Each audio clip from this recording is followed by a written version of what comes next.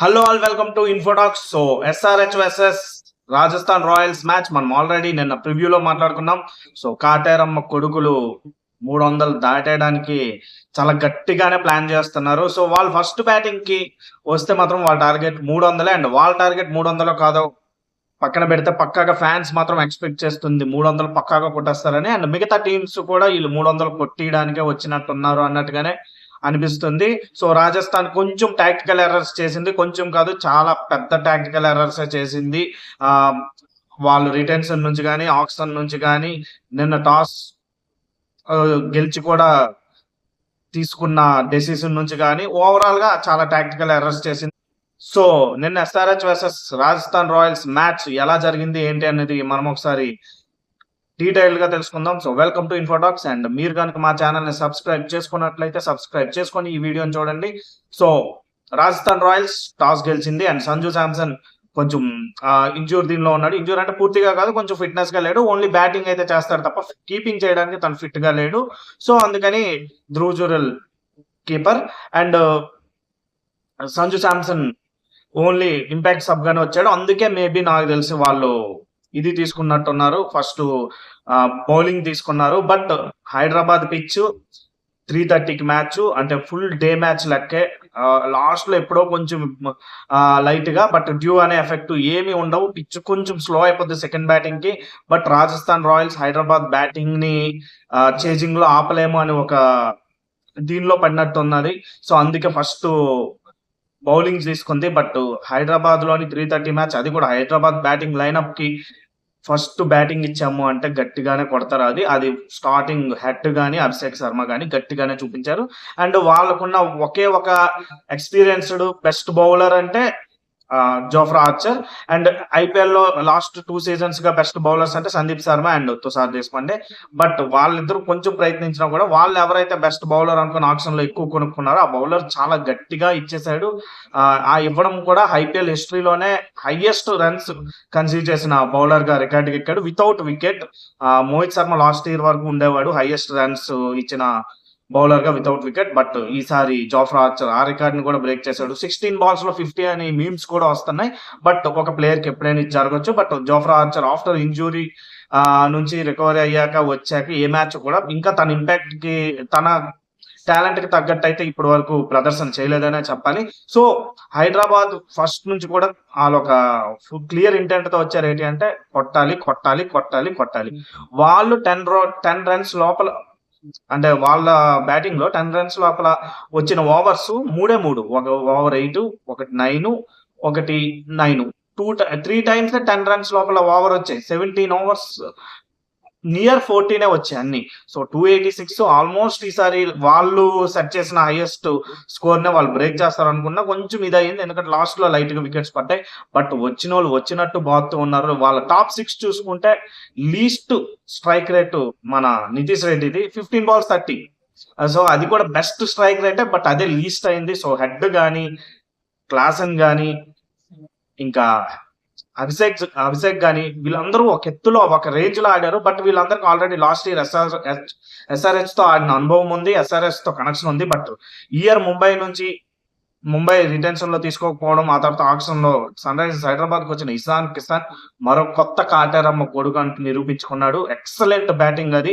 ఇషాన్ కిసాన్ ముంబైలో ఇది చాలా ఏళ్ళగా చేశాడు. బట్ ఆ తర్వాత కొన్ని ఇష్యూస్ రావడం, ఆ తర్వాత తను కొంచెం నాకు సెంట్రల్ కాంట్రాక్ట్ వద్దు అని అనుకోవడం, కొన్ని రోజులు నేను మ్యాచ్ లో ఆడను అని అనుకోవడం, ఆ తర్వాత సెంట్రల్ కాంట్రాక్ట్ తనకి ఇవ్వకుండా ఉండడం, ఇవన్నీ జరిగాయి. సో చాలా మెంటల్ ఇష్యూస్ నుంచే బయటకు వచ్చాడు తను.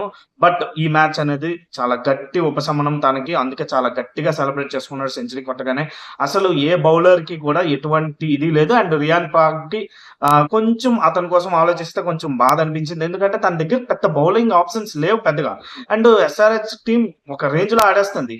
తను ఎవరైతే మేజర్ బౌలర్ అనుకున్నాడో ఆ బౌలర్ హైయెస్ట్ రన్స్ కి వెళ్ళాడు. సో ఇంకా తను చేయడానికి ఏమీ లేదు. తన దగ్గర ఆప్షన్స్ ఉన్నట్టు ఏదో ట్రై చేశాడు. బట్ వాళ్ళు చేసిన మిస్టేక్ నాకు తెలిసినంత వరకు ఏంటి అంటే బ్యాటింగే చేయాల్సింది. అప్పుడు పక్కాగా ఏ టీమ్‌కైనా 200+ స్కోర్ ఇస్తే, ఎందుకంటే వాళ్ళు కూడా 240 వరకు చేంజ్ చేశారు. ట్రై చేశారు. సో 200+ కొడితే ఎస్ఆర్‌హెచ్ ఎంత పెద్ద టీమ్ అయినా, ఎంత పెద్ద బ్యాటింగ్ లైనప్ అయినా కొంచెం కాలిక్యులేటివ్‌గా ఆడాలి అన్న ఒక దీనిలో ఉండేవారు. సో అది వాళ్ళకి ప్లస్ అయ్యేదేమో. బట్ వాళ్ళ బౌలింగ్ మీద నమ్మకం లేకపోవడమో ఏమో తెలీదు గానీ, అది చాలా ఇబ్బందులకైతే గురి చేసింది వాళ్ళకి. సో తర్వాత బ్యాటింగ్‌కి దిగినప్పుడు కూడా చాలా ప్రెషర్‌తో దిగారు. బట్ యశస్వి జైస్వాల్ ఔట్ అయిపోయాడు. రియాన్ పరాగ్ కూడా ఔట్ అయిపోయాడు. అంటే కొట్టే ఔట్ అయ్యారు. బట్ చాలా తక్కువ కొట్టి ఔట్ అయిపోయారు వెంటనే. ఆ తర్వాత మాత్రం Sanju Samson and Dhruv Jurel excellent batting అది. సో ఆ టైంలో కొంచెం హోప్ ఉండేది. పక్కాగా వీళ్ళు కొడతారు, మ్యాచ్‌ని కొంచెం తీసుకెళ్తారు. అట్‌లీస్ట్ 250 వరకైనా తీసుకెళ్తారు అని నమ్మకం వచ్చింది. బట్ చాలా గట్టిగా ఆడారు. ఇన్‌ఫాక్ట్ ధ్రువ్ జురెల్ అయితే మాత్రం చాలా బాగా ఆడాడు. ఎందుకంటే తను ప్రూవ్ చేసుకునేది తక్కువే గానీ, రాజస్థాన్ తనకు పెద్ద ప్రైస్ ట్యాగ్ ఇచ్చి అట్టి పెట్టుకుంది. అలాగే సంజు శాంసన్ అయినా కూడా హైయెస్ట్ ప్రైస్ ట్యాగ్ తోనే ఉన్నాడు. సో వాళ్ళు చాలా మంది మీద ప్రైస్ ట్యాగ్స్ ఎక్కువ పెట్టారు. సో దాని వల్ల కూడా వాళ్ళకి ప్రెషర్ ఉంటదేమో అనుకున్నాం కానీ, ధ్రువ్ జురెల్ ఆ ప్రెషర్ ఎక్కడా చూపించలేదు. చాలా అద్భుతంగా పర్ఫార్మెన్స్ ఇచ్చాడు అండ్ సూపర్బ్ గా సిక్స్లు కొట్టాడు. ఇన్ఫాక్ట్ ఎస్ఆర్హెచ్ కంటే ఆర్ఆర్ఐ సిక్స్లు ఎక్కువ కొట్టింది. బట్ అందరూ ఆడలేదు. ఎస్ఆర్హెచ్ టాప్ 4, 5 వరకు టాప్ 5 పర్ఫార్మెన్స్ ఇచ్చారు. రాజస్థాన్ రాయల్స్ లో అక్కడ ఇద్దరే ఇచ్చారు. ఆ తర్వాత ఇద్దరు ఇచ్చారు. సో అక్కడ చిన్న ఇదయింది. అండ్ రాజస్థాన్ రాయల్స్ అయితే మాత్రం badly missing Chahal and Boult, Ashwin పక్కాగా వాళ్ళ ముగ్గురులో ఎవరో ఒకరిని వాళ్ళు ఉంచుకోవాల్సింది. బట్ అది ఎందుకు అయిందో, కరెక్ట్ గా నెగోసియేషన్స్ జరగలేదో ఏమో అనిపించింది. ట్రెంట్ బోల్ట్ అండ్ ఒక స్పిన్నర్ ఉండుంటే బాగుండు పక్కాగా. ఒక ఇద్దరు బ్యాటర్స్ ని మళ్ళీ వాళ్ళ ఆప్షన్ లో తెచ్చుకోవాల్సింది, వాళ్ళు కావాలనుకున్న బ్యాటర్స్ ని. బట్ అక్కడ ఇదైంది, ప్రాబ్లం అయింది. సో ఓవరాల్ గా ఆర్ఆర్ చాలా గట్టిగా చేంజ్ చేసింది. వీళ్ళిద్దరు వెంటనే అవుట్ అయిపోవడం, వీళ్ళిద్దరు ఉండుంటే పక్కాగా ఇంకొంచెం మేబీ చేంజ్ చేసేవారా లేదా తెలియదు కానీ 45 రన్స్ అనేది హ్యూజ్ మార్జిన్. సో ఇంకొక 15-20 దగ్గరికి వచ్చి ఆగిపోయేవారేమో. బట్ ఏదైనా ఎస్ఆర్హెచ్ బౌలింగ్ లో కొంచెం లోపాలు కనిపిస్తున్నాయి. ఎందుకంటే అంత పెద్ద చేంజ్ చేశాక ఆపోజిట్ టీం కూడా అదే బ్యాంగ్ అప్రోచ్ లో ఉంటది కాబట్టి పరుగులు ఇవ్వడం సహజం. బట్ వాళ్ళకి 4 గుడ్ ఓవర్స్ వచ్చాయి. సిమర్జీత్ సింగ్ గానీ, హర్షల్ పటేల్ గానీ చాలా మంచి ఓవర్స్ ఒక 4 వేశారు. తిను ఒక 2 వేసాడు, హర్షల్ పటేల్ ఒక 2 వేసాడు. ఆ 4 ఓవర్స్ లో మ్యాచ్ డిఫైనింగ్ అయిపోయింది. ఎందుకంటే 5 రన్స్ 4 రన్స్ పర్ ఓవర్ వచ్చాయి. సో 4 ఓవర్స్ లో 16 వచ్చి మిగతా రన్స్ అన్ని 16 ఓవర్స్ లో పట్టాలి అనుకోవడం మాత్రం కొంచెం ఇబ్బందే. సో ఇలాంటి హై స్కోరింగ్ గేమ్స్ లో ఒక 2-3 ఓవర్స్ క్విక్ ఓవర్స్ వచ్చి చాలా మంచిగా పడ్డాయంటే అవి చాలా బాగుంటాయి. అడమ్ జంపా కూడా ఒక చాలా మంచి ఓవర్ స్పీడ్ గా వేసాడు. సో ఇలాగ ఒక 4 ఓవర్స్ వాళ్ళకి కలిసి వచ్చింది. సో దాని వల్ల టార్గెట్ అనేది అవతల టీం కొండలాగా అయిపోయింది. ఆ తర్వాత హెట్మయర్ చాలా బాగా ఆడాడు. శుభం దుబే చాలా బాగా ఆడాడు. 3 సిక్స్లు కొట్టాడు. కమ్మిన్స్ కి ఎక్సలెంట్. కమ్మిన్స్ ఇవాళ చాలా ఎక్స్పెన్సివ్ అయ్యాడు. అండ్ సిమర్జీత్ సింగ్ మాత్రం చాలా ప్రామిసింగ్ చూపించాడు. అండ్ సిమర్జీత్ సింగ్ కోసం ముందుకు నుంచే చెప్తున్నాడు కమ్మిన్స్ ఇతను టీంలో ఉంటాడని. హింట్స్ అయితే చాలా గట్టిగా ఇచ్చాడు. సో ఓవరాల్ గా ఎస్ఆర్హెచ్ వాళ్ళ బ్యాటింగ్ బలాన్ని మరొకసారి గట్టిగానే చూపించి స్టేట్మెంట్ ఇచ్చింది, ఈసారి కూడా ఇలానే ఆడుతామని.